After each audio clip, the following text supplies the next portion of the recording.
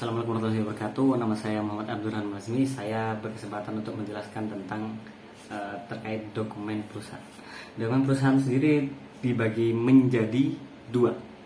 Nah, adapun pengertian dokumen perusahaan menurut Undang-Undang Nomor 8 Tahun 1997 di pasal 1 ayat 2 disebutkan bahwa dokumen perusahaan adalah data, catatan, dan atau keterangan yang dibuat dan atau diterima oleh perusahaan dalam rangka pelaksanaan kegiatannya, baik tertulis di atas kertas atau sarana lain maupun yang terekam dalam bentuk corak apapun yang dapat dilihat, dibaca, dan didengar. Nah, dokumen perusahaan sendiri dibagi menjadi dua, yaitu ada dokumen keuangan dan juga dokumen lainnya atau dokumen non keuangan. Dokumen keuangan itu berisi catatan, bukti pembukuan, serta data pendukung administrasi keuangan. Nah, catatan itu sendiri itu sebagai contoh itu ada neraca tahunan, perhitungan rugi laba tahunan, rekening, jurnal transaksi harian, dan tulisan keterangan hak kewajiban dan hal-hal yang berkaitan dengan catatan keuangan. Nah, adapun bukti pembukuan. Nah, tadi kita bahas terkait catatan ya di dokumen keuangan. Terus ada bukti pembukuan juga. Bukti pembukuan itu sebagai contoh itu warkat-warkat. Warkat-warkat itu adalah dokumen tertulis yang bentuk dan penggunaannya ditetapkan menurut aturan tertentu dan biasanya itu digunakan sebagai bukti transaksi.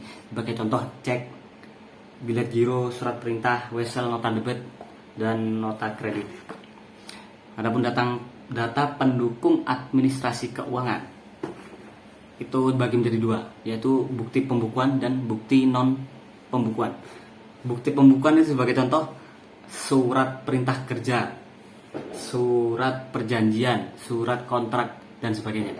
Adapun yang bukan bukti pembukuan itu sebagai contoh rekening harian, rekening mingguan, rekening tahunan, dan seterusnya. Lalu dokumen non keuangan atau dokumen lainnya itu adalah segala data atau segala tulisan yang membuat keterangan yang memiliki nilai guna bagi perusahaan. Dan di garis bawahi itu adalah dokumen yang tidak berkenaan dengan keuangan. Terima kasih. Assalamualaikum warahmatullahi wabarakatuh. Perkenalkan, nama saya Muhammad Abdurrahman. Di sini saya berkesempatan untuk menjelaskan materi dokumen perusahaan terkait kewajiban pembuatan catatan. Di mind mapping sudah tertera jelas terkait poin-poinnya. Jadi bahwasanya setiap perusahaan memiliki kewajiban untuk membuat catatan sesuai dengan kebutuhan perusahaannya. Nah, catatan tersebut wajib dibuat dengan menggunakan huruf Latin, angka Arab, satuan mata uang rupiah, dan juga harus berbentuk dalam bahasa Indonesia. Nah, penggunaan kata wajib yang dimaksudkan untuk memberikan penekanan adanya kewajiban perusahaan untuk membuat catatan. Agar apa? Agar setiap saat dapat diketahui keadaan kekayaan, aset, modal, hak dan kewajiban, guna untuk melindungi kepentingan perusahaan. Jadi kepentingan pemerintah juga, maupun juga nanti untuk pihak ketiga. Nah, dari kewajiban-kewajiban tersebut itu semua bersifat keperdataan. Jadi ketika ada resiko atau masalah yang timbul di mana kewajibannya itu tidak dilaksanakan, maka itu menjadi tanggung jawab perusahaan. Nah, juga ada poin-poin harus disimpan 10 tahun terakhir, itu udah ada di halaman 142. Lalu ada poin berdasarkan nilai guna, itu juga dijelaskan di pasal 11 ayat 1. Dan juga ada dibuat poin itu yang dibuat paling lambat 6 bulan terhitung sejak akhir tahun buku perusahaan, itu juga sudah dibahas di buku. Jadi sebagaimana dicatatkan di pasal 11 ayat 1 dalam pasal 5 bukti pembukuan sebagaimana dimaksud juga di dalam pasal 6, dan data pendukung administrasi keuangan sebagaimana dimaksudkan dalam pasal 7 ayat 2 huruf A wajib disimpan selama 10 tahun terhitung sejak akhir tahun buku perusahaan yang bersangkutan, seperti itu. Nah, juga di dalam 6 bulan terhitung sejak akhir tahun buku perusahaan juga itu membahas terkait neraca tahunan. Nah, neraca tahunan sendiri ini ya wajib dicatatkan di atas kertas itu. Nah, jadi apabila tidak dicatatkan di atas kertas, maka perusahaan tersebut dinyatakan belum membuat catatan untuk yang 6 bulan tadi. Nah, tujuannya untuk apa? Menyimpan dokumen-dokumen perusahaan ini. Jadi ini sebagai bahan pembukuan atau pencatatan perusahaan. Nanti akan diperlukan apabila dari DPJ atau Direktur Jenderal Pajak mengeluarkan surat ketetapan pajak. Nah, inilah menjadi bukti-bukti atau menjadi penguat lah. Juga pendukung administrasi keuangan perusahaan. Seperti itu. Lalu untuk materi berikutnya, pengalihan bentuk dokumen perusahaan. Nah, jadi untuk terkait pengalihan bentuk dokumen perusahaan ini dia diubah dari bentuk tadinya fisik jadi diubah ke dalam bentuk digital, yang mana ini memerlukan kekhususan atau ketelitian dalam membuatnya, karena apabila terjadi kesalahan maka harus diulang lagi dari awal. Nah, di sini ada mikrofilm ya. Nah, mikrofilm sendiri yakni film yang memuat rekaman bahan tertulis, tercetak dan tergambar dalam ukuran sangat mini. Nah, tujuannya untuk apa? Dibuat sehingga sekecil itu untuk menghemat tempat, melindungi dari manipulasi atau fake-nya itu, lalu mempermudah penyimpanan dalam jangka waktu yang panjang.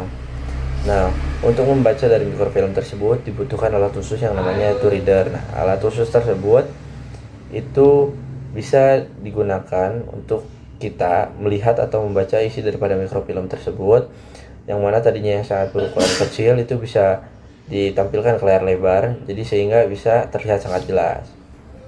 Itu terkait mikrofilm ya. Lalu ada CD-ROM. Nah, CD-ROM sendiri ini adalah cakram padat optik yang berisi data digital yang dapat dibaca tetapi tidak dapat ditulis ulang. Yang tadi saya sudah jelaskan, maka perlu ketelitian khusus ya. Nah, CD sendiri ya adalah format cakram ya optik digital tersebut yang tadi saya jelaskan, yang dikembangkan bersama Philips dan juga Sony untuk menyimpan data dan memutar rekaman audio digital. Sedangkan ROM-nya merupakan komponen yang dapat menyimpan dan membaca data yang bersifat permanen.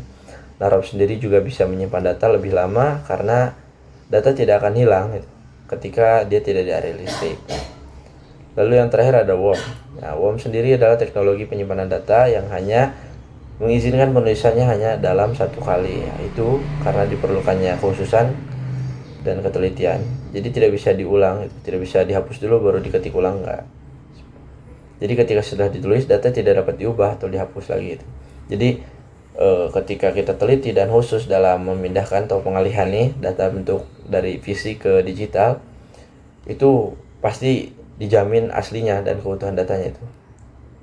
Nah, dikarenakan dokumen-dokumen ini bersifat legal dan resmi, maka penting untuk menjaganya tetap utuh dan aman ya, agar menghindari adanya fake atau manipulasi.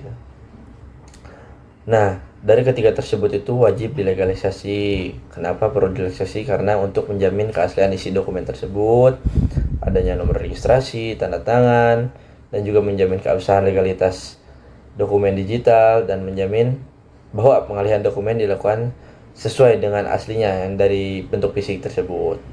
Nah, legalisasi ini udah dilakukan sesuai dengan peraturan pemerintah nomor 88 tahun 1999. Lalu bagaimana proses legalisasi dokumen perusahaan? Nah, itu akan dilanjutkan oleh presentator berikutnya.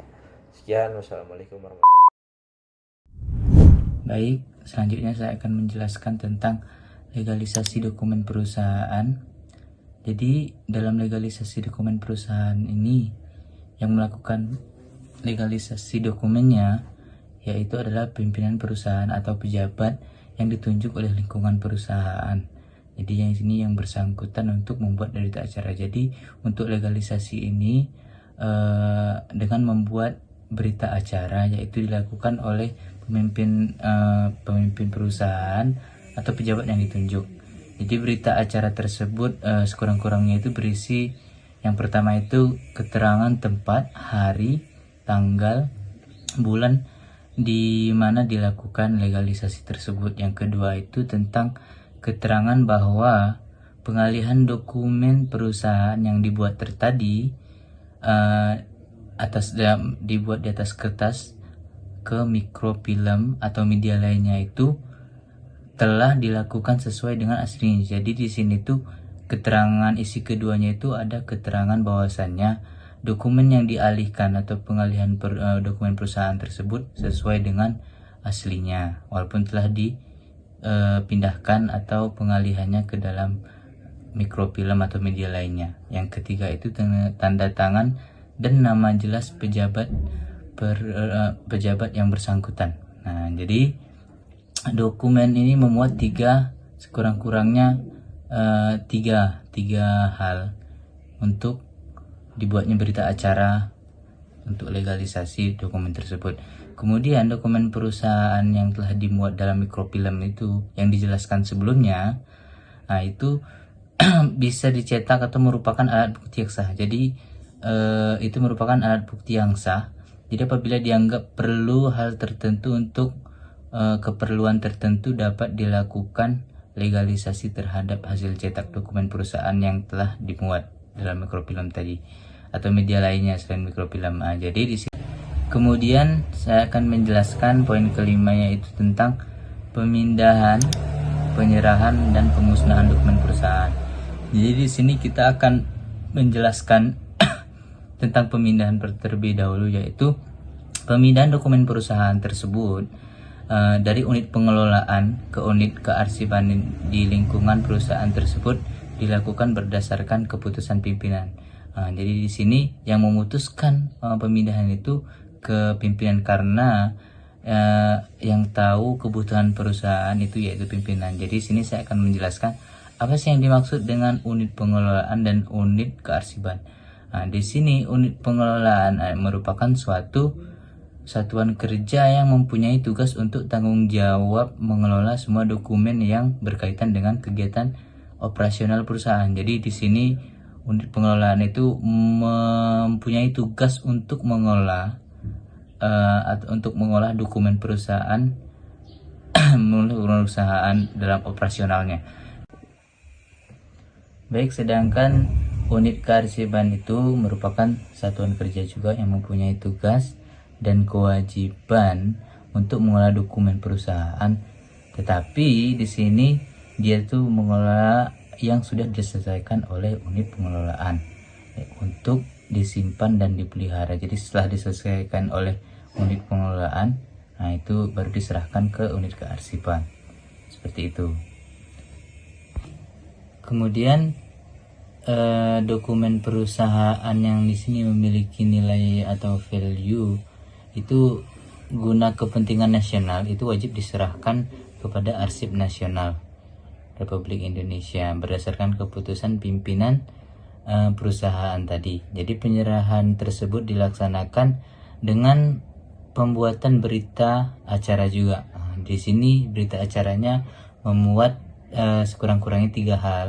Yang pertama itu keterangan tempat, tanggal, hari, bulan, tahun dilakukannya atau dilaksanaan penyerahannya tersebut. Kemudian yang kedua, keterangan tentang pelaksanaan penyerahan. Yang ketiga itu tanda tangan dan nama jelas pejabat yang menyerahkan dan yang menerima penyerahan tersebut. Jadi kemudian di sini pada berita acara penyerahan sebagaimana yang dimaksud tadi, sebelumnya itu ada memuat 3 unsur minimal. Dari 3 unsur itu dilampirkan di daftar pertelaan dokumen yang akan diserahkan. Kemudian yang terakhir tentang pemusnahan catatan. Itu bukti pembukuan dan data pendukung administrasi keuangan dilaksanakan berdasarkan jadwal administrasi keuangan, dan dokumen lainnya dilaksanakan berdasarkan jadwal retensi.